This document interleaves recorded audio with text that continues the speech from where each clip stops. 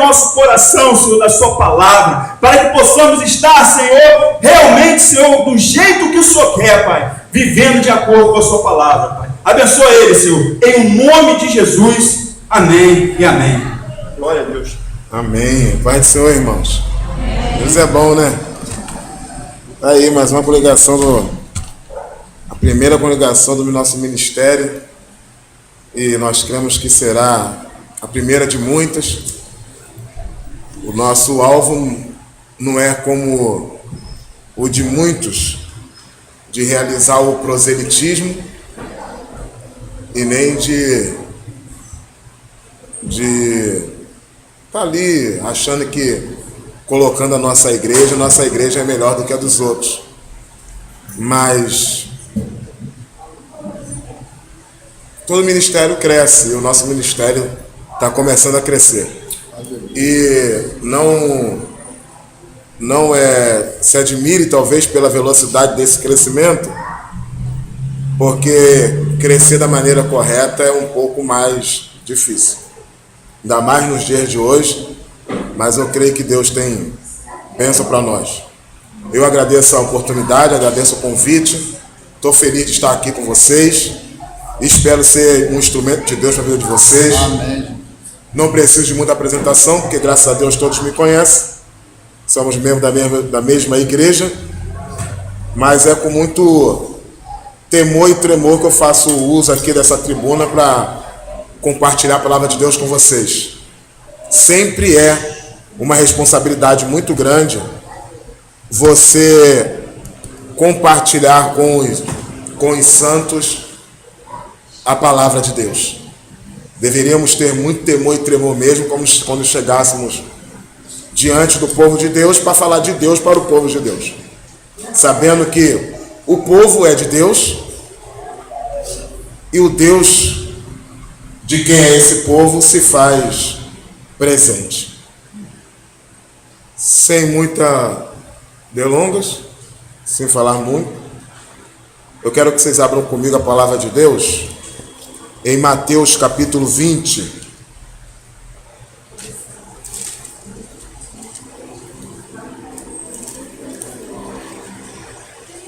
Mateus capítulo 20.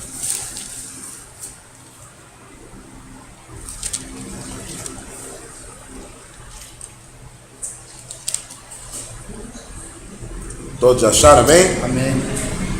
Vamos ler aqui a parábola dos trabalhadores da vinha. Está escrito assim a palavra de Deus.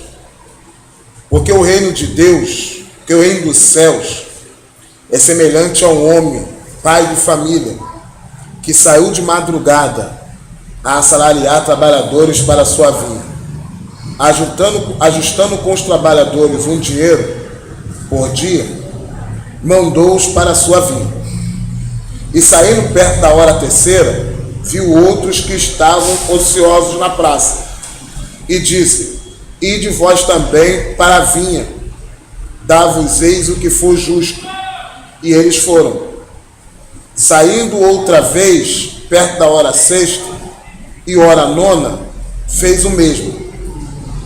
Saindo perto da hora undécima, encontrou outros que estavam ociosos e perguntou-lhes: por que estáis ocioso todo dia? Disseram-lhe: porque ninguém nos assalariou. Disse-lhe: ide vós também para a vinha e recebereis o que for justo. Amém? Só até isso. Essa parábola é uma parábola conhecida, o título dela está aí em cima, a parábola da vinha, em que o Senhor está tentando dar uma explicação para os seus discípulos. É importante nós observarmos que as parábolas, elas não servem para estabelecer doutrina, mas para ilustrar a doutrina já pré-estabelecida. Então toda parábola, ela deve ser analisada e entendida dentro do contexto que ela está inserida. A pergunta que nós devemos fazer é o seguinte: o que levou Jesus a falar essa parábola? Para quem ele disse essa parábola? Por que ele disse essa parábola? e como as pessoas que receberam essa palavra a receberam. Será que Jesus de repente estava parado e resolveu falar uma parábola de um trabalhador e da vinha? Não, deixa eu contar uma história interessante para vocês. Aí tinha um pai de família que te plantou uma vinha. Será que foi assim? O que levou Jesus a falar esta parábola? E o contexto do texto registrado em Mateus vai nos dar a entender o porquê que Jesus falou esta parábola. O contexto é mais ou menos esse. Então vou tentar ilustrar para vocês. Jesus estava ensinando. E provavelmente ele estava ensinando sentado, porque naquela época os mestres ensinavam sentado. Quem ficava em pé, eram as pessoas que iam ouvir. E Jesus está ensinando. Só que Jesus está ensinando, ele está visualizando tudo aquilo que está acontecendo à sua volta. No momento em que Jesus está ensinando, Jesus vê um movimento estranho no meio dos seus discípulos. Sendo ele iniciante e também vendo o que estava acontecendo, indagou os seus discípulos a causa daquele movimento que eles estavam fazendo. Indagou os seus discípulos na causa daquele movimento, não perguntando, mas já dizendo o que os seus discípulos deveriam fazer. Jesus chega para os seus discípulos e diz assim: por que vocês estão impedindo as criancinhas de chegar até mim? Deixai vir as minhas criancinhas, porque delas é o reino do céu. Nessa que Jesus fala, deixai vir as minhas criancinhas, e ele continua ensinando, um rapaz jovem também entra nesse meio. Muita gente não presta atenção nisso. Quando é que aquele jovem rico aparece perante Jesus? Por isso que eu falei hoje na escola dominical, a melhor coisa que tem para você, para a sua vida, é assistir filme bíblico, porque você não vai aprender a Bíblia. Porque a impressão que dá é que aquele homem está passando de longe, todo marrentão, ainda que ele era marrentão, passando. Aí Jesus viu ele, aí foca o olho nele, é um jovem rico, tem que dar meio para tomar atenção. Aí o jovem rico vai até Jesus e fala. Se você for ler, aquele jovem rico, realmente ele era jovem e muito rico. E se a Bíblia chama ele de jovem, ele tinha menos de 16 anos. Ou até bem menos do que isso. Porque naquela época, um homem com uma pessoa com 16 anos já era considerado um homem responsável. Ele era um jovem rico. Talvez de família em que os pais cedo davam aos filhos bens para que ele pudesse desfrutar. Ou ele era herdeiro dos seus pais, do seu pai. O interessante é que ele era muito rico. E ele vai falar com Jesus quando há essa brecha que Jesus deixa que as crianças venham até ele. Então vem até Jesus criança de várias idades. A Jesus pega as menores e coloca no seu colo. Aí você vai ter que pegar todas as vezes que aparece Jesus. Jesus 2 vezes exorta os seus discípulos acerca das criancinhas. Mas esse fato se repete em outros evangelhos. Jesus coloca as crianças no colo e as abençoa. As que ele não pôde colocar no colo ficaram perto. Isso era uma coisa absurda para aquela época. Nesse inteirinho, um jovem rico entra, e no que entra ele faz uma pergunta para Jesus. Ele chega para Jesus e fala: bom mestre, o que farei para herdar a vida eterna? Jesus responde para ele: porque você me chama de bom? Essa resposta Jesus deu porque era uma frase tipo que lisonjeadora. E Jesus quer ser adorado, não quer ser lisonjeado. Então toda vez que alguém chegava para lisonjear Jesus, ele cortava, como ele fez com Nicodemos. Bom mestre, bem sabendo que tu és de Deus, porque ninguém pode fazer a obra que tu faz, senão aí a Bíblia fala que Jesus foi acudir Nicodemos dizendo: se você não nascer de novo, você está perdido.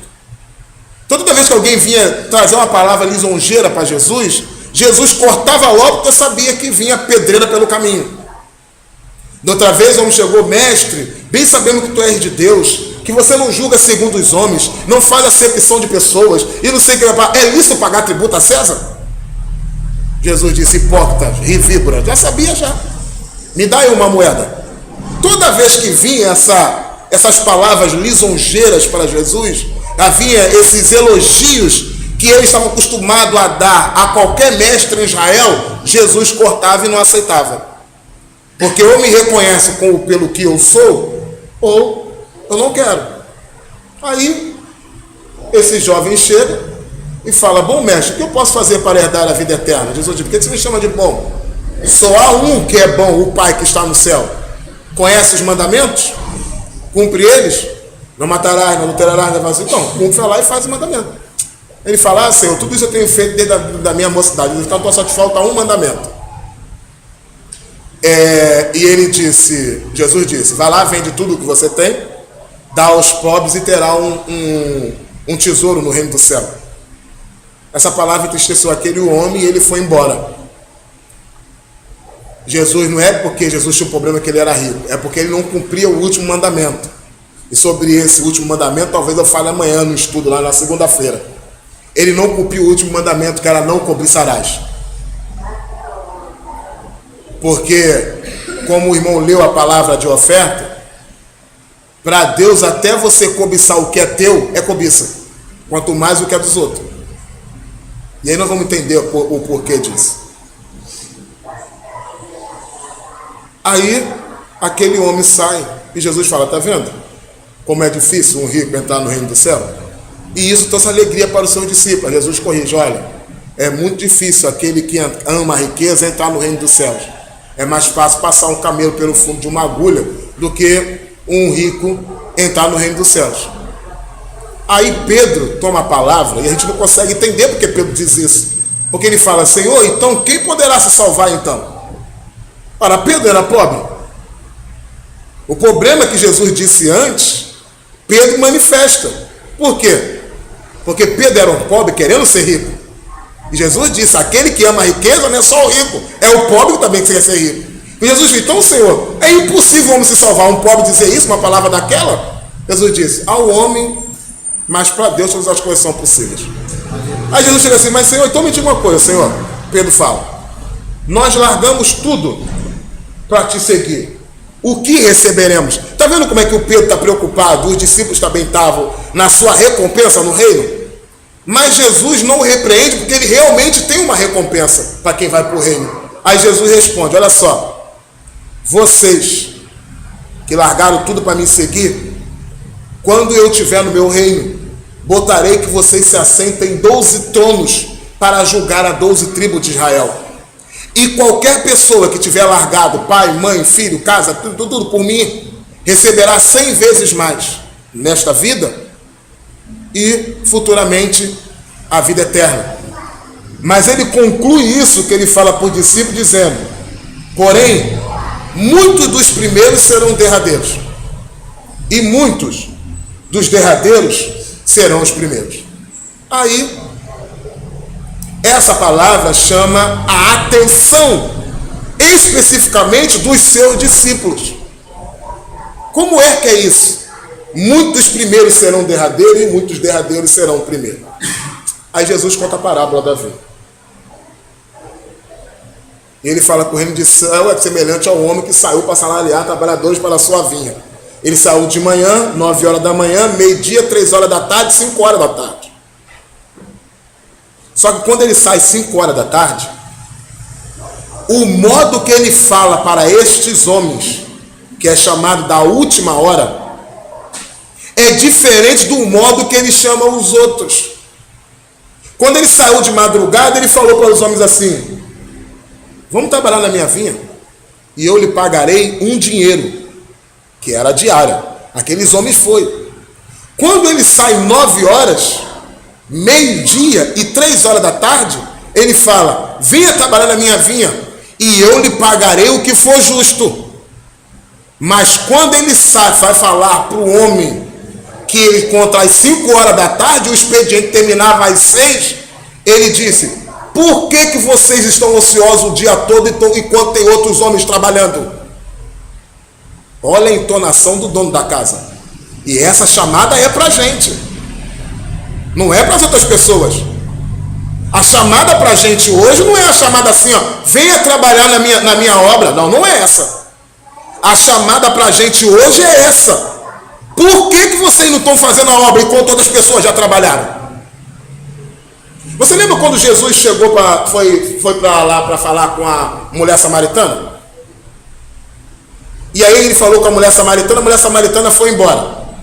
Nisso que a mulher samaritana foi embora, chegou quem? Os discípulos com comida. Come, mestre. Aí Jesus disse assim: eu tenho uma comida para comer que vocês não sabem. Mas será que alguém trouxe para ele alguma coisa de comer? Ele disse: não, a minha comida é fazer a vontade do meu Pai e realizar a sua obra. Você não tem maneira de dizer que está perto, quando está no tempo assim, está perto da colheita? Aí Jesus disse: levanta a vossa cabeça e veja que o campo está todo branquinho, pronto para a ceifa. Aí ele fala assim, olha a frase de Jesus, termina dizendo: eu vos enviei a ceifar aonde outras pessoas trabalharam. Vocês não trabalharam, mas outras pessoas trabalharam e eu enviei vocês para ceifar. Porque é verdadeiro um ditado que diz: um é o que planta e o outro é o que colhe. Vocês já repararam que você vai falar de Jesus para uma pessoa, não tem ninguém que não conhece Jesus? Porque outras pessoas já trabalharam, já falaram de Jesus para ela. Hoje o Senhor está nos chamando para levar para ceifar. Na verdade, eu não quero fazer uma parábola da vinha, não. É que eu quero destacar o versículo 6. Ele fala: e saindo perto da hora 10ª, encontrou outros que estavam ociosos e perguntou-lhe: por que estáis ocioso todo dia? Preste atenção. Esta é uma parábola que Jesus diz: o reino dos céus é semelhante a um homem que chama. Preste atenção numa coisa. Olha o que a parábola diz. Não diz que é um empresário, não diz que é um proprietário de terra, diz que é o quê? Um pai de família que chama para o quê? Para trabalhar na sua vinha. Entenderam? Deus nos chama para que possamos trabalhar na sua obra. Aleluia, Deus. Entenderam isso? Isso é tão sério que se a gente tratar a obra de Deus com negligência, nós seremos julgados e condenados por isso. Você lembra da parábola do talento, por exemplo? Jesus deu um talento para um, deu 2 para o outro, deu 5 para o outro. E quando ele veio, ele disse para o primeiro servo, o servo que recebeu um talento: servo mau e infiel. Mas peraí, ele não roubou, ele não vendeu e guardou o dinheiro, ele não baixou o preço, ele guardou e devolveu. Por ele ter guardado e não ter negociado aquele talento, aquele senhor o tratou ele como servo mau e infiel. A palavra que eu quero trazer para você essa noite é a seguinte: Deus nos salvou para a realização da sua obra. Entenda isso. Deus nos salvou para a realização da sua obra. Nós somos salvos única e exclusivamente pela graça de Deus. Ao contrário que as outras religiões dizem e defendem as boas obras como passagem para o reino dos céus ou como um aperfeiçoamento para o estado superior de vida, nós, evangélicos, acreditamos, segundo a palavra de Deus, que ninguém é salvo pelas obras, mas unicamente pela graça de Deus mediante a fé, pelo poder que há na morte de Jesus Cristo. Esse poder da morte de Jesus Cristo de limpar os nossos pecados. Então nós somos salvos pela graça, unicamente pela graça. No livro de Tito, capítulo 2, versículo 11, está escrito: porque a graça de Deus se há manifestado, trazendo a salvação a todos os homens. Efésios capítulo 2, versículo 8 e versículo 9. Porque pela graça sois salvo, mediante a fé. Isso não vem de vós, é dom de Deus. Não vem de obras, para que ninguém se glorie. Para que ninguém se glorie. Foi por sua vontade e graça, que nós somos salvos e fomos feitos como primícia da sua criação. No livro de Tiago, capítulo 1, versículo 18, está escrito: segundo a sua vontade, não foi por nossa vontade, foi segundo a sua vontade, ele nos gerou pela palavra da verdade, para que fossem como primícias da sua criatura. Sabe qual é a primícia da sua criatura? Como nós fôssemos Adão antes da queda, tendo o poder de decidir se pecaremos ou se não pecaremos, usando esse livre-arbítrio que o Senhor nos deu para fazer a vontade de Deus, e Ele nos capacitando a fazer a sua vontade, porque a nossa tendência sempre é decidir em fazer o mal. Então, por sua vontade e graça, Ele nos gerou pela palavra da verdade. Nós fomos gerados pela palavra. Foi por isso que o Senhor Jesus disse para Nicodemos: aquele que não nascer da água e do Espírito não pode entrar no reino do céu. A água ali não é o batismo nas águas, porque se fosse batismo nas águas, a água tinha que estar depois, tinha que estar aquele que não nascer do Espírito e da água, porque nós somos batizados depois da conversão. Então o que aquela água significa? Tiago capítulo 1 fala: segundo a sua vontade, ele nos gerou pela palavra da verdade. Quando Jesus chega para o seu discípulo em João capítulo 15, ele diz: vós já estáis limpo pela palavra que eu vos tenho pregado. Nós somos lavados pela palavra da verdade. Somos regenerados pela palavra. Essa palavra da verdade fez com que nós fôssemos como primícia da sua criação. Então nós somos salvos pela graça. Pela graça de Deus nós somos o que somos. Pela graça de Deus nós temos o nosso nome escrito no livro da vida. E pela graça de Deus nós temos a nossa vida garantida eternamente ao lado de Deus. Agora a grande pergunta que fica: se nós somos salvos pela graça, o que nós estamos fazendo aqui hoje? Por que nós ainda não fomos direto para a glória quando nós nos convertemos? Por que Deus não leva uma pessoa a cada conversão, se a vontade dele é que todos estejam com ele? Vocês sabiam que o salmista disse uma vez: preciosa é a vista do Senhor a morte dos seus santos? E muitas pessoas não conseguem entender isso, porque só tem duas maneiras de nós nos encontrarmos com Deus: é morrendo ou sendo arrebatado no dia que Jesus vier para buscar a sua igreja. E Deus anseia em viver com a gente. Você veja que na parábola do filho pródigo, nas parábolas que ele vai falar do filho pródigo, da dracma e da ovelha perdida, todas elas ela fala que há alegria no céu quando um pecador se converte. Ou seja, há alegria no céu quando o pecador se converte para ele continuar vivendo aqui na terra? Olha, se o Senhor tem alegria na minha conversão, ora, logo Ele vai me levar para junto dele. Se eu vou adotar uma criança, por exemplo, e eu chego num abrigo, em qualquer lugar que tem uma criança, me alegra ao ver aquela criança, aí falo para ela: você a partir de hoje é meu filho, eu vou lhe adotar, registro a criança no meu nome, dou um documento para ela. Esse registro fica com quem? A certidão de nascimento de uma criança fica com quem?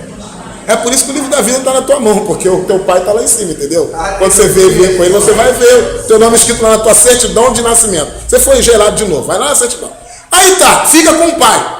Aí eu deixo a criança lá no orfanato e vou ver na minha casa? Tem lógica isso? Se eu sou filho de Deus por adoção, co-herdeiro com Cristo, por quais motivos então eu continuo nesta terra? Existem vários, eu destaquei só um, que é a mensagem dessa noite. Um dos motivos que nós continuamos nessa terra é porque Deus nos salvou também para a realização da sua obra. Deus não nos salvou só para que nós estivéssemos com Ele na glória.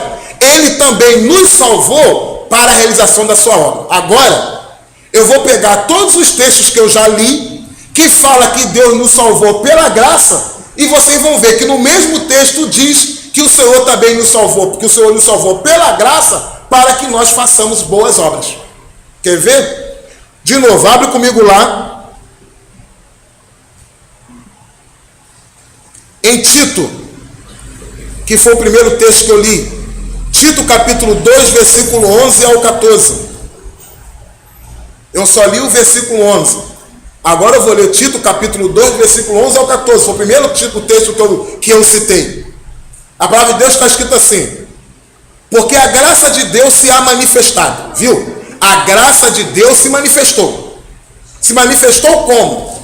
Trazendo a salvação a todos os homens, ensinando-nos que, renunciando à impiedade e à concupiscência mundana, vivemos neste presente século sóbria e justa e piamente, aguardando a bem-aventurada esperança e o aparecimento da glória do grande Deus e do nosso Senhor Salvador Jesus Cristo. Primeiro motivo: o Senhor nos salvou para que nós possamos ser novas pessoas e ter esperança de ir para a glória. Agora o texto continua. Ele vai repetir o texto, só que em outras palavras. O qual, está se referindo a Jesus, se deu a si mesmo por nós, para remir de toda iniquidade, ou seja, purificar para si um povo especial, zeloso de boas obras. Dois motivos é apresentado aqui porque o Senhor te salvou. Um, para que você esteja eternamente com Ele, mas outro é associado no mesmo nível, para que você realize a obra dele. Porque se o crente deixar de realizar a obra, nenhuma alma se converte. Aleluia. Porventura não tem Deus poder de salvar as pessoas vindo diretamente ou enviando anjo? Não, ele tanto tem poder de fazer isso, porque mais poder ele demonstra quando usa a gente para realizar a sua obra. Homens pecadores, que a cada dia têm aprendido com Cristo a ser uma pessoa melhor. Ele usa justamente essas pessoas para realizar a sua obra. Não usa anjo. Ele usa pessoas. Por isso que é tão associada a nossa salvação com a realização da boa obra. Vocês querem ver outro texto? O de Efésios capítulo 2, versículo 8 a 10, que parece que há uma contradição no próprio texto se nós não analisarmos ele. O texto está escrito assim: porque pela graça sois salvos, por meio da fé. Isso não vem de vós, é um dom de Deus. É a graça de Deus. A graça de Deus é o maior dom de Deus. Não vem de obras, para que ninguém se glorie. Agora ele vai mostrar. Porque somos feituras suas, criados em Cristo Jesus para as boas obras. Veja, o Senhor nos fez de novo como primícia da sua criação. Nós fomos criados em Cristo Jesus. Somos de novo nascidos, novas criaturas, para realização das boas obras, o qual Deus preparou de antemão para que andássemos nela. Não é você que diz que você quer fazer uma obra de Deus, é Deus que diz. Não é o que eu sinto, é o que Deus quer que a gente faça, porque Ele já preparou de antemão o que deve fazer. Por que Ele preparou de antemão? Porque Ele é eterno, querido. Para Deus nada vai acontecer. Então tudo que Ele faz, Ele sempre fez. Na nossa vida ainda vai acontecer, mas Deus já fez. Entendeu isso, meu querido? Presta atenção. O que Deus tem para realizar na sua vida, Ele já fez em relação a Deus, porque Ele é eterno. Mas na nossa vida ainda vai acontecer, porque nós vivemos em estado de tempo. Por isso Ele preparou de antemão. Porque Ele está falando aqui no sentido para que nós possamos entender. Porque Deus, Ele é eterno. Então, para que Deus nos salvou? Para a realização das boas obras. Aleluia. Entendeu? Você é salvo pela graça, mediante a fé. Isso não vem de vós, não vem de mim, é um dom de Deus. Não é por obra para que ninguém se glorie. Mas nós somos feitos, criaturas suas, criados em Cristo Jesus, para a realização das boas obras. Em Romanos capítulo 4, o apóstolo Paulo vai dizer uma coisa interessante. Vai dizer assim: olha, se Abraão foi salvo pelas obras, ele tem do que se gloriar, mas não diante de Deus. Porque aquele que faz alguma coisa pela obra não recebe por graça, mas por dívida. Não recebeu por graça, mas por dívida. E Abraão foi chamado pela graça de Deus. Aí o texto vai dizer, eu vou resumir o texto no final dizendo.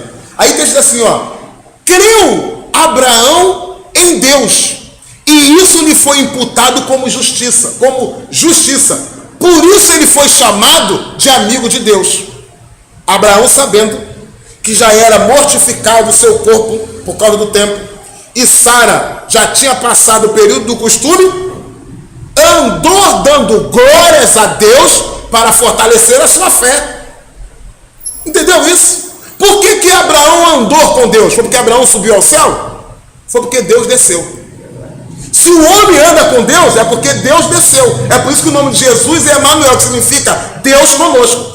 Toda vez que Deus chamou alguém, ele teve que descer para andar com o homem, porque o homem não tem capacidade de subir. Por isso que Enoque andou com Deus, porque Deus desceu para andar com Enoque. Por isso que Moisés foi enviado para poder libertar o povo, porque Deus desceu, apareceu na sarça ardente e disse: tenho te chamado para realizar a minha obra. Então é Deus que vem até a gente.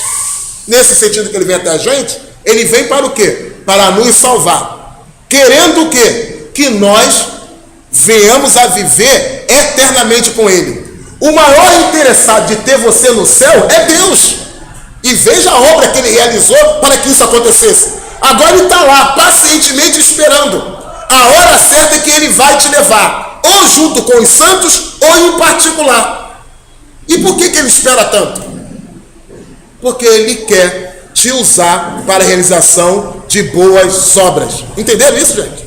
Nós somos salvos para a realização de boas obras. Vocês querem ver uma coisa?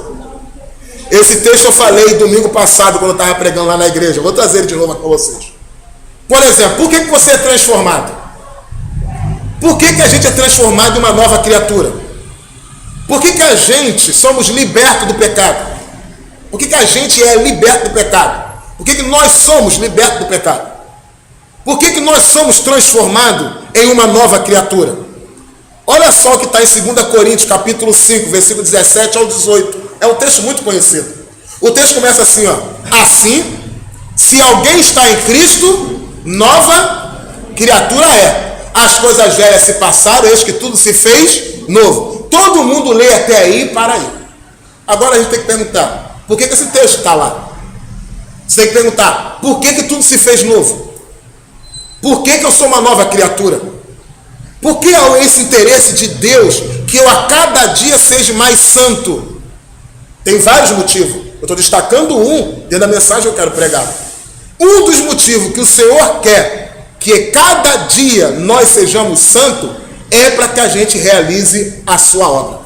Sabe por que Deus nos transformou numa nova criatura? Para que a gente realize a obra.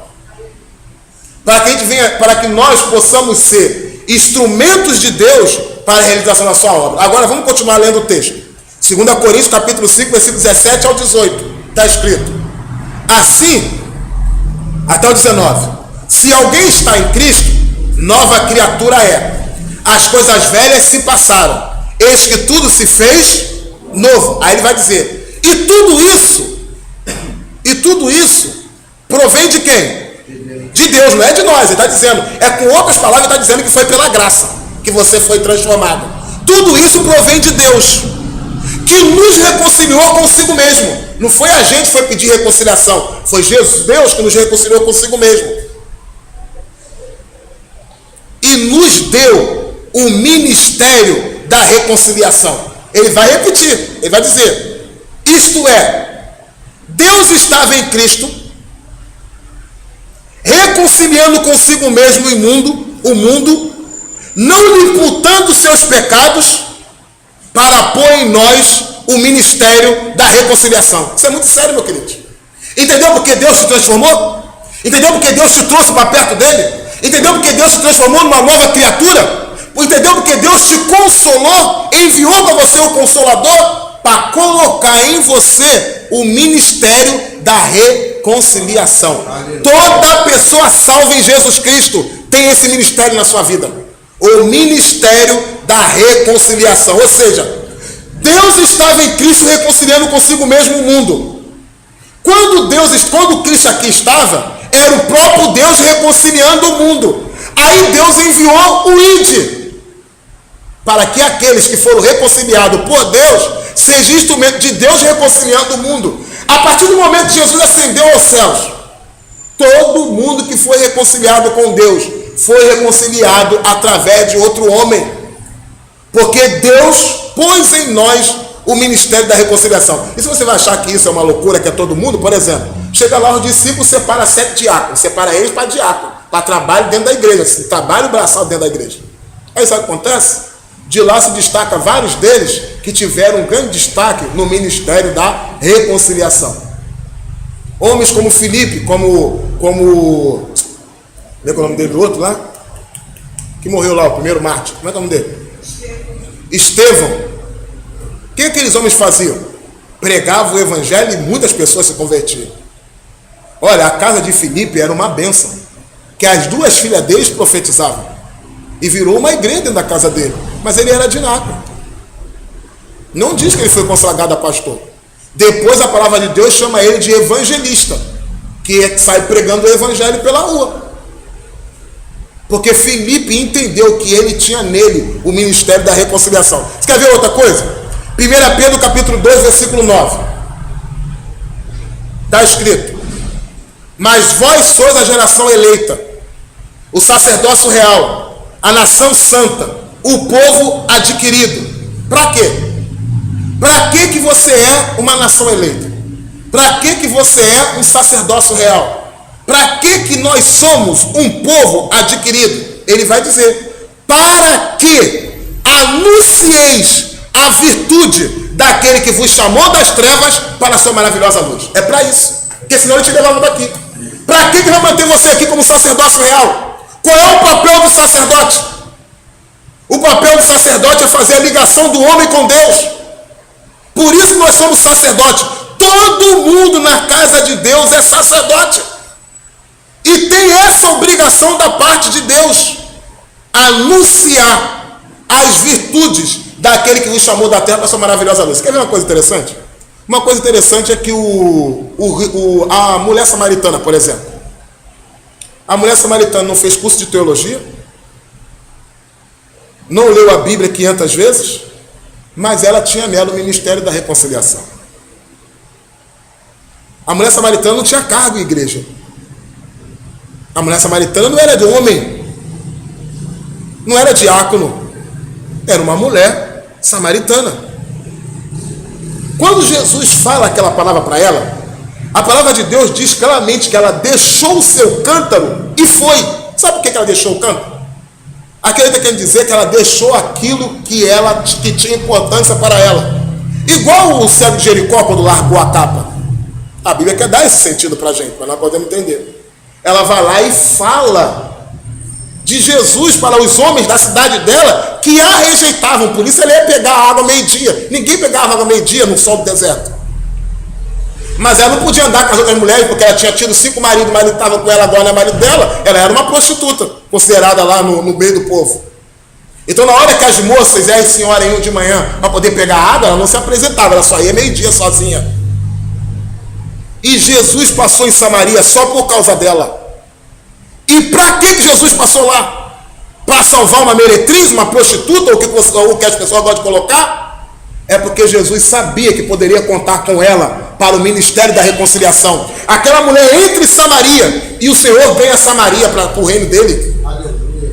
Porque depois ela chega para falar lá acerca de Jesus e fala assim: olha só, olha como é que ela começa dizendo. Ela usa a vida dela para pregar o evangelho. Eu fui pegar água, encontrei um homem que contou toda a minha vida. Aí todo mundo parou para prestar atenção. Todo mundo sabia que a vida dela não prestava. Aí ela, como era mulher e não podia fazer afirmações para a cultura da época, ela disse: porventura não seria ele o Cristo? Chama ele lá então. Aí chamaram ele, Jesus veio. Você lembra que há poucos anos, há meses atrás, Jesus tinha sido rejeitado em Samaria? Não deixaram ele entrar na cidade? Está lá registrado, no registro da cidade. O João e o Lucas, o João e como é que é? O irmão de João. João e Tiago. João e Tiago, eles queriam matar, obrigado, lindão. João e Tiago queriam matar quem? Os samaritanos. Quer que a gente faça descer fogo do céu e destrua eles todos? Jesus fica assim, não sabe do que espírito eu sou, não? Eu não vim para condenar o mundo, eu vim para salvar. Como é que se condena quem já está condenado, meu querido? O mundo já é maligno, o mundo já estava em trevas. Por isso Jesus não veio condenar o mundo. Aí, tempos depois, Jesus entra em Samaria, por causa da mulher samaritana. Aí os caras disseram assim, ó, agora nós cremos nele, presta atenção. Agora nós cremos nele, não só pelo que você disse, ou seja, o evangelismo, mas porque nós mesmos ouvimos a sua palavra. Entendeu o negócio? Como é que a pessoa cresce no evangelho? Aí aceitar Jesus. Nós somos uma geração eleita, sacerdócio real. Até que horas que eu tenho? Até 9? Ih, caramba, Jesus é bom. Nós somos a geração eleita, o sacerdócio real. Para quê? Para que anunciamos as virtudes daquele que vos chamou das trevas para a sua maravilhosa luz. Se você perguntar assim, que virtude eu anuncio? Que eu estava desempregado, Deus abriu uma porta de emprego? Que eu estava querendo um carro, o Senhor me deu condições de comprar um carro milagrosamente? Que eu estava desejando ter um filho, o Senhor me abençoou e hoje eu estou grávida? Não, querido. A virtude que você anuncia é esta: Ele me tirou das trevas e me colocou na luz. É essa virtude que ele está mandando anunciar. Eu posso falar das outras coisas? Claro que pode. Mas você tem que partir desse sentido. Se alguém lhe perguntar assim, poxa, você é uma pessoa que é crente, né? Você vive bem, tua família é boa, não sei o quê. Não. Isso é só consequência. Por eu mudar atitudes por causa do reino de Deus, as consequências foram essas. Agora, o que ele fez na minha vida, você não sabe. Você precisa contar para a pessoa detalhes da tua vida passada. Só precisa dizer isso. Ele me aceitou, transformou a minha vida, que eu fazia antes, eu não faço mais. É isso que ele quer fazer na vida de uma pessoa. Mas só que nós não acreditamos que esse tipo de mensagem leva a pessoa para Cristo. Veja o caso de João Batista, por exemplo. Como é que o João Batista ganhava a alma? E qual era a mensagem de João Batista? Arrependei-vos, porque vem chegando aquele que vai julgar todo mundo. Ele vai dizer, gente, eu vivia no deserto e uma voz falou comigo lá, ó, vai lá e anuncia o povo. O homem está chegando. O ungido está chegando. E ele fazia isso. Gente, está registrado lá, vocês vão ver lá no Evangelho de Lucas, que até os soldados romanos se jogavam dentro da água para ser batizado, para ser salvo por Jesus. E Jesus nem tinha aparecido ainda. É verdade. Nós temos que crer que a palavra de conversão tem poder. E aí nós não precisamos colocar adeno na palavra de Deus. Irmão, vem para cá, irmão. Deus vai abençoar a tua vida, teu casamento vai ser restaurado. Claro que Deus vai fazer isso. Sempre fez. Mas é isso que Deus quer para a vida daquela pessoa? O que Deus quer para aquela pessoa é aquela pessoa. Entenda isso. O que Deus quer para a sua vida é a sua vida. O que Deus quer é eu e você. Ele quer a gente. E para nós ter com Ele, Ele é capaz de fazer tudo, até de sacrificar o próprio filho. Entendeu o negócio? Isso é verdade. Você acha que tem dúvida? Por isso que o Paulo vai dizer lá em Romanos capítulo 8, irmão, quem nos poupou o próprio filho, como pode nos poupar outras coisas? Juntamente com Ele. Olha como é que ele fala. É muito bom prestar atenção nesses detalhes. Que as bênçãos de Deus ele leva juntamente com Cristo. Ou seja, a bênção que não afasta de Cristo não é muito cristão. Você quer ver outra coisa? Olha outro texto, por exemplo. Efésios capítulo 4, versículo 28. Por que nós somos transformados? Para a realização das boas obras. Olha só. Olha o texto de Efésios capítulo 4, versículo 28, como é que passa assim, desapercebido por muitas pessoas. Olha só. A palavra diz assim, ó. Aquele que furtava, não furte mais. Mas antes trabalhe, fazendo com as mãos o que é bom. Agora, para quê? Aí vamos dizer assim, não, o Senhor quer que eu trabalhe, o Senhor abriu uma porta de emprego para mim, para que a minha família seja abençoada, para que nós não tenhamos mais falta de coisa alguma. Faz parte. Faz parte. Não é errado não, tá certo. Eu roubava, não roubo mais, trabalho para que eu possa ter para mim algo de maneira digna. Tá certo. Faz parte. Mas vocês já repararam o que esse texto diz aqui? Por que Deus transformou a nossa vida e nos dá um trabalho, um emprego? Olha só o que o texto diz. Abre aí para vocês. E vocês marcam na Bíblia de vocês. Efésios capítulo 4, versículo 28. Para que Deus abre uma porta de emprego? Quando alguém perguntar. O texto que tem é esse aqui. É um dos que tem. Para você saber. Olha o que a palavra de Deus diz. Aquele que furtava, não furte. Então, estão todos comigo aí? Efésios capítulo 4, versículo 28. Acharam? Todos estão todos? Olha só. Olha que texto louco.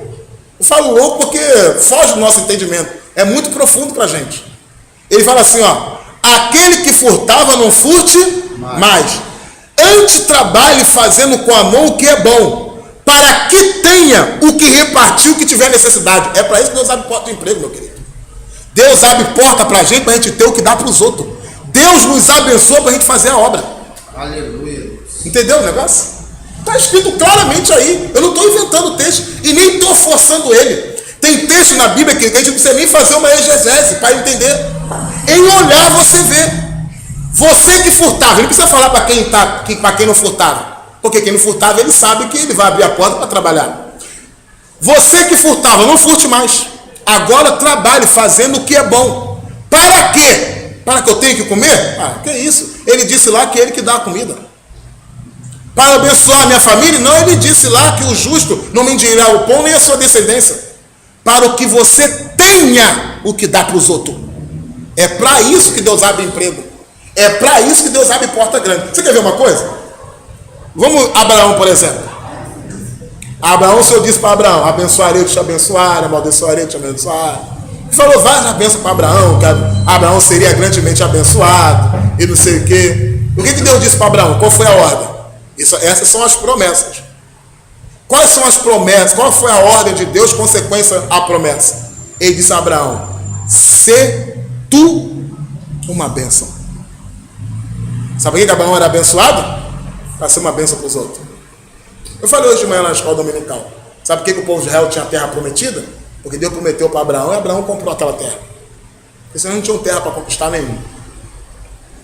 É muito interessante a gente pensar nisso. Para que Deus me abençoa? Para que Deus me dá trabalho?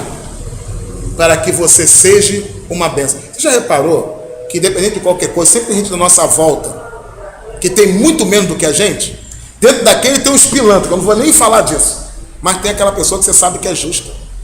Que você não consegue entender porque que ela não sai daquela vida. Tu vai falar o quê? Que é pecado? Que é falta de fé?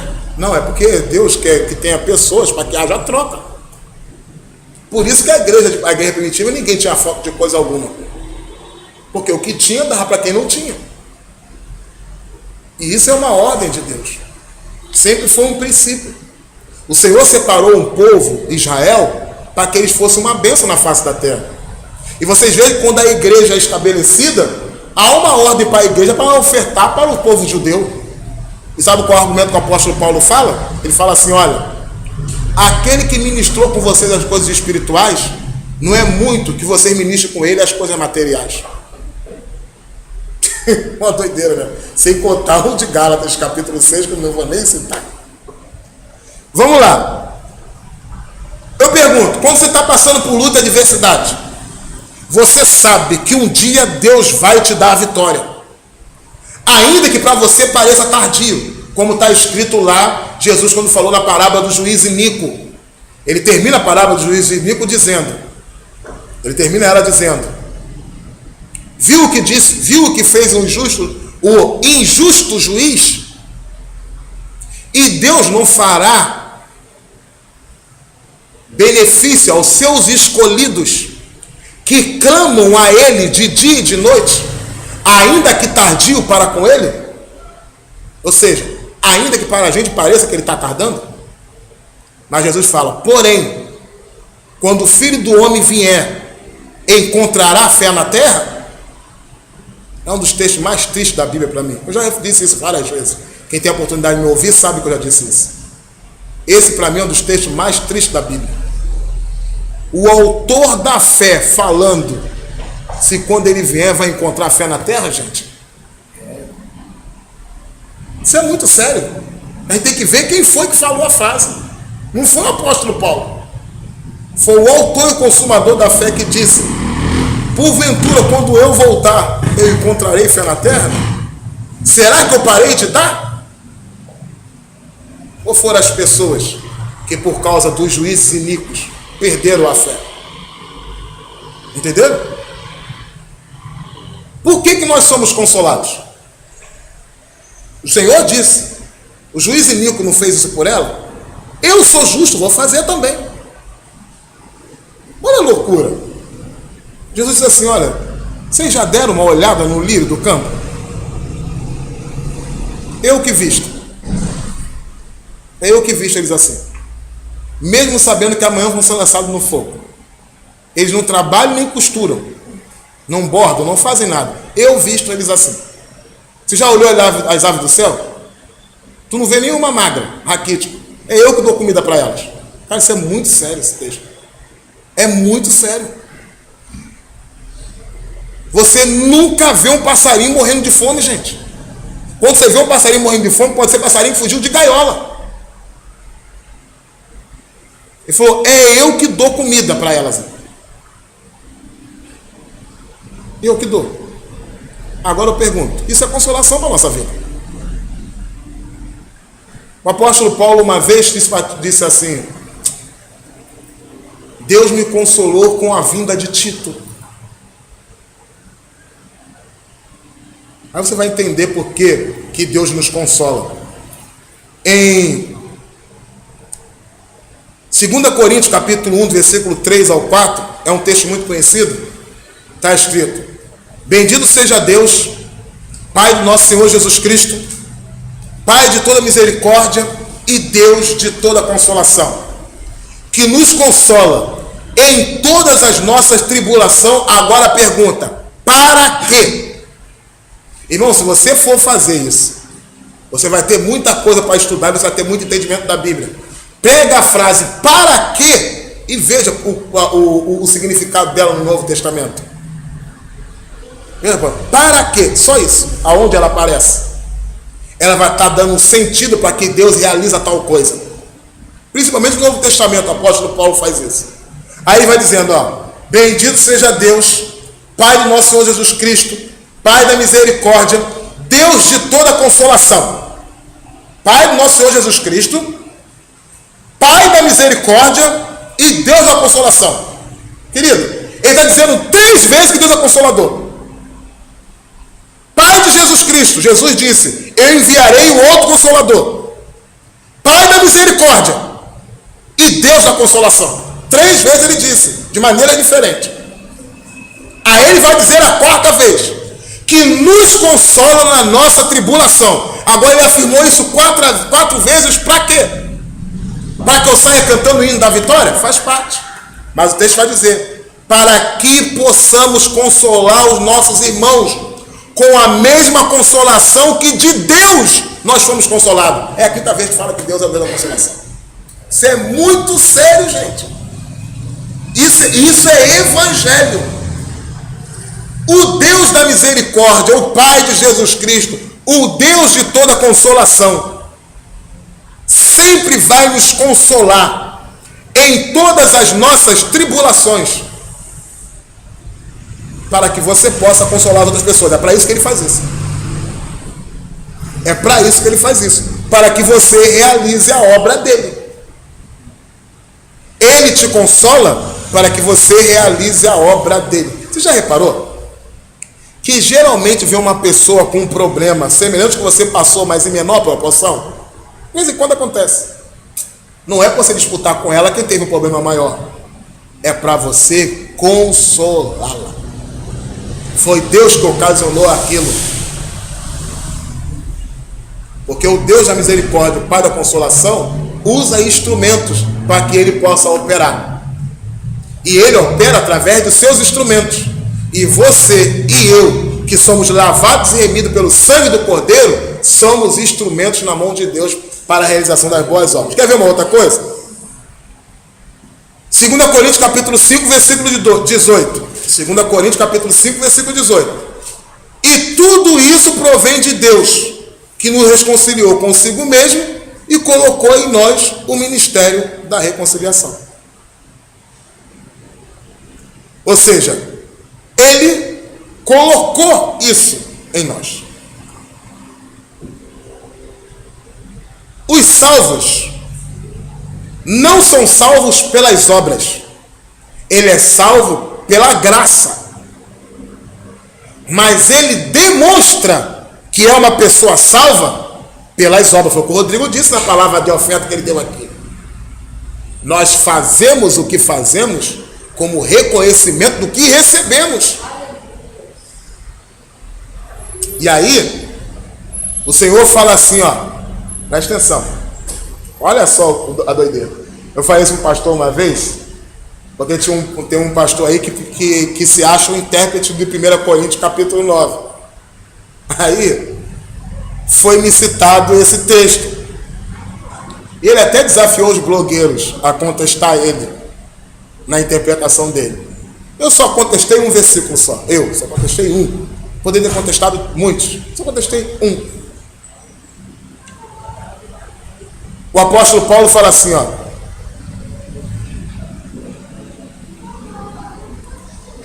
Que Deus, acerca de Deus, ele fala assim, ó. O que dá semente ao que semeia, multiplicará os seus celeiros. Está escrito isso lá, não? Está escrito como? Entendeu o negócio, gente? Isso é muito sério. Olha, por isso, se tivesse escrito celeiros, entraria em contradição com aquela parábola que Jesus contou. Quando um homem chegou para Jesus e disse assim, Senhor, manda o meu irmão repartir as bênçãos dele comigo. Jesus, vem cá, quem foi que me constituiu como juiz entre vocês? Ele falou assim, um homem tinha uma herdade e ela produziu muito naquele ano. E ele disse, o que eu vou fazer? Já sei o que eu vou fazer. Vou derrubar esses celeiros, vou construir celeiros maiores, guardarei tudo que ganhei, olha só, e terei para longos dias. E direi para minha alma, folga, descansa, porque você tem para longos dias. Jesus disse, louco, hoje eu pedirei a tua alma que tu tem para quem é. Só que aí, 1 Coríntios capítulo 9, está escrito lá, o que dá semente ao que semeia, o texto está claramente, está escrito lá, ó, multiplicará a vossa sementeira, não é o seu celeiro. Sabe o que é sementeira? Sementeira é um cesto que você separava do fruto para que você pudesse semear de novo. O que Deus multiplica na sua vida não é celeiro, é sementeira. Porque Ele multiplica a sua vida para que você possa realizar as obras. Entendeu porque Deus te consola? Para que você possa fazer a obra de Deus. Por que Deus abre porta? Para que você possa fazer a obra de Deus. Então, o que dá semente ao que semeia é quem? É Deus. Presta atenção. Se você hoje pôde ofertar na casa de Deus, se você pôde dizimar na casa de Deus, é porque Deus te deu. Você está tirando a oferta, o dízimo daquilo que você recebeu. Você não está passando cheque calção. Não está dando cheque pré-datado. É daquilo que você recebeu. Agora, quem foi que deu isso? Foi Deus. Ele dá semente para o que você semeia. Agora, o interessante é que Ele te dá semente, ou seja, te dá a capacidade de você ser uma bênção na vida da outra pessoa, seja ela em que área for, e Ele multiplica isso na sua vida. Para quê? Para que a sua sementeira seja maior. É como se você saísse a primeira vez com um cestinho pequenininho, que dá até para você carregar na mão, aí semeando. E você está agradecendo a Deus, graças a Deus que eu tenho isso aqui para semear. Aí Deus chora e fala assim, eu vou dar uma sementeira para essa desse tamanho assim, ó. Só que aí você guarda. Guarda. E no outro dia de manhã está cheio de bicho. Porque o Senhor disse para Israel, eu vou fazer cair maná todo dia de manhã. E na sexta-feira eu darei para 2 dias. Fala para o povo de Israel não guardar para o outro dia. Ele está falando sobre isso, de você não ter um depósito, de você não projetar sua aposentadoria? Não, está falando para você só não pensar em si. E de você não confiar em Deus, que é Deus que abre a porta. Aí Deus estava trabalhando com Israel a confiança deles. Lembra, Israel estava vindo de uma cultura que eles confiavam no rei que dava alimento. Por isso eles várias vezes queriam voltar para o Egito, porque eles achavam que lá eles não iam passar fome, ainda que trabalhassem muito. Agora esse Deus não está me exigindo nada, sua santidade, e vai me dar pão dia de manhã. Você sabe que você dormir com isso? Você comeu um grande alimento essa noite, e no outro dia de manhã você não ter certeza se aquilo ali vai ter de novo? E Deus disse, vocês vão ter que confiar em mim, que eu vou dar todo dia de manhã. Entendeu isso? É a disposição que a gente dá para você trabalhar. Você reparou que você pode ser um diarista, ou você pode ser uma pessoa que tem um trabalho fixo de carteira. Cada dia que você está lá, é porque Deus está dando a oportunidade de você estar lá todo dia. Para que Deus faz isso? Para que você tenha uma sementeira grande, para que possa semear. É por isso que a palavra de Deus vai dizer em Tiago capítulo 2, capítulo 4, o seguinte: aquele que sabe fazer o bem e não faz, peca. Olha, só o fato de você saber e não fazer, você comete pecado. Aquele que não sabe fazer o bem e não faz, peca. Nós salvos, não somos salvos pelas obras, somos salvos pela graça. Mas demonstramos o tamanho da nossa salvação pelas obras. Demonstramos o tamanho do reconhecimento que temos em Deus pelas obras. Foi por isso que Jesus disse: se me amardes, guardarei os meus mandamentos. Aqueles que têm meus mandamentos e os guardam, este é o que me ama. E aquele que me ama será amado de meu Pai. Se eu o amo, eu guardo os seus mandamentos. Se eu digo que amo, eu guardo os seus mandamentos. Você lembra que Jesus, quando entrou, estava numa casa de um fariseu? Uma mulher chegou com um vaso de alabastro, uma mulher pecadora. Aquela não foi Maria, irmã de Lázaro. E muito menos Maria Madalena. A gente bota tudo como se fosse uma coisa só, no pacote só. Aquela mulher pecadora foi lá e ungiu os pés de Jesus. Aí os homens disseram: se esse homem fosse profeta, bem saberia que essa mulher era uma mulher pecadora. Jesus disse para aquele homem: não, o que vos parece? O homem tinha duas pessoas que lhe deviam dinheiro. Um devia 50, outro devia 500 dinheiro. Não tendo os dois com que pagar, perdoou a dívida de ambos. Quem vai amar mais esse senhor? O cara, é claro que aquele que devia mais. Falou: pois é, eu entrei na sua casa, você não me recebeu com ósculo santo. Essa mulher me beija aos pés. Aí ele vai dizer a comparação. Vai, mulher, os seus muitos pecados são perdoados, porque você é muito amor. Ou seja, ela reconheceu o tamanho, o seu estado em relação a Deus e o que Deus fez por ela. Por isso ela se dedicou àquele tanto. O que ela poderia fazer era dar tudo que ela tinha guardado. E muitas vezes aquilo ali poderia ter sido até com dinheiro de pecado. Ela pegou tudo que ela guardou e derramou aos pés do Senhor. E ele fala assim, ó: e aonde, olha só essa frase é louca essa frase. Ele fala: aonde esse evangelho do reino for pregado, farão menção do nome dessa mulher. Isso é muito sério, mano. Isso é muito sério. Já passaram 2000 anos, estou eu aqui lembrando disso. Porque aonde o evangelho do reino for pregado, farão menção desse ato. Vamos terminar. Nosso tempo já foi. Os salvos demonstram que são salvos pelas obras. É o que Tiago fala em Tiago capítulo 2, versículo 14 em diante. Ele diz: meus irmãos, que proveita se alguém disser que tem fé e não tiver obras? Porventura a fé poderá salvá-lo? Essa salvação aqui não está falando de salvação pessoal, está falando da salvação daquela pessoa que tem necessidade. Porque ele vai dizer: vem alguém até vocês com necessidade, você diz: vai-te em paz, seja abençoado, vou orar para a tua vida, vou profetizar, prosperidade na sua vida. Você não dá para ele que ele está necessitando. A palavra diz assim, ó: do que isso serve? Para nada. Viu como é que tem gente que acha que é espiritual? Não pode deixar que eu vou estar profetizando sobre a tua vida, vou estar impondo as mãos sobre a sua vida, vou estar ministrando a bênção sobre a tua vida. Não serve para nada. Você conhece a pessoa, sabe que a pessoa está precisando? Vai lá e dá. Está escrito em Tiago capítulo 2, vocês analisam lá. O que vai servir se uma pessoa vai até você tendo falta de alguma coisa? e você disser para ele, vai-te em paz, Deus te abençoe, isso poderá servir de alguma coisa? Para dar certo. Aí vai dizer, quer ver como é que a fé sem obra é morta? Crês tu que existe só um Deus? Grandes coisas. Os demônios até creem e também estremecem. Então, a questão não está aí. Tem que haver uma demonstração da verdadeira fé. Aí vai falar, querem ver o homem sensato como é que a fé sem obra é morta? Veja o caso de Abraão. Abraão foi justificado justamente pela fé ou também pelas obras? Claro que também pelas obras. Porque as obras demonstrou a fé de Abraão.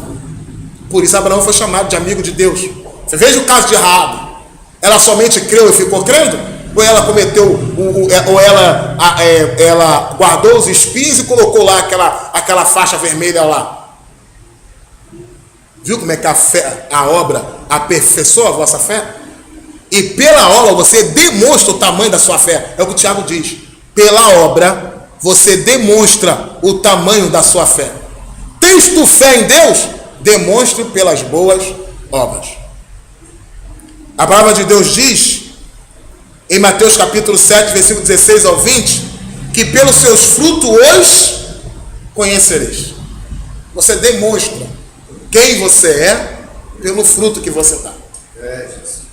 Olha, você não produz frutos para ser agradável a Deus ou para alcançar a salvação. Você já é salvo. Nós já somos salvos. Fazemos parte do reino de Deus. Somos cordeiro com Cristo. E por isso fazemos a obra de Deus. E se você pensa que Deus vai te dar o reino dele, está enganado. Se você pensa que Deus vai dar o reino dele para a gente, está enganado. Ele já deu. Ele já deu. Ele disse, Jesus disse uma vez, alegrai-vos pequeno rebanho, porque foi de agrado do Pai entregai-vos o reino. E outra vez Jesus disse, não pensa que o reino de Deus vai vir com aparência humana, e nem dirão ele aqui ou ele ali. O reino de Deus estará em vós e entre vós. Aleluia. Deus entregou o reino dele nas nossas mãos. E todo mundo que tem alguma coisa trabalha para o mantimento daquilo. Você tem uma casa, você tem uma família, trabalha para aquilo. Se você tem uma obra, você trabalha para aquilo. Se você faz parte do reino de Deus, o reino de Deus é seu, você trabalha para aquilo. Foi por isso que por 2 vezes o apóstolo Paulo diz, se com ele sofremos, com ele reinaremos. O mundo não entende isso. Por isso que o mesmo problema que acontecia na época de Jesus, acontece hoje. Uma vez, Jesus estava sentado numa casa de publicanos e pecadores. E os fariseus chegaram para os seus discípulos e disseram, veja que este homem come com os publicanos e com os pecadores. Jesus respondeu para eles assim, os sãos não necessitam de médicos, mas sim os doentes. Eu não vim chamar os justos, mas os pecadores ao arrependimento. Aí ele termina dizendo a seguinte parábola. A quem compararei essa geração? E aqui são semelhantes. São semelhantes a crianças na praça, quando dizem uma para as outras, cantei lamentações e vocês não choraram. Cantei louvor ou brinquei e vocês não se alegraram. Porque João veio para esta terra, não comia e não bebia, e vocês o rejeitaram. Agora vem o Filho do Homem, comendo e bebendo. Vocês dizem, eis aí um comilhão e beberrão que senta com os pecadores. Jesus disse para aqueles homens o mesmo que diz para o mesmo de hoje, quando nos rejeitam por nós estarmos com Cristo. Na verdade, o que eles dão é desculpa para não estar com Cristo. Deus não quer justo, Ele quer pecadores arrependidos. E é justamente essas pessoas que Ele usa para a sua obra. O apóstolo Paulo vai dizer, na carta que ele escreve aos Coríntios, uma coisa que é interessante, que Deus pega as coisas que não são para confundir as coisas vis e desprezíveis para confundir as coisas sábias, as coisas desse mundo. Porque assim Deus demonstra a sua grandeza. Quanto mais eu demonstro às pessoas que estão à minha volta que eu tive uma vida transformada, mais Deus é glorificado. Amém, irmãos? Essa é a palavra que eu quero deixar a vocês. Que Deus abençoe a vida de vocês. Eu agradeço a oportunidade.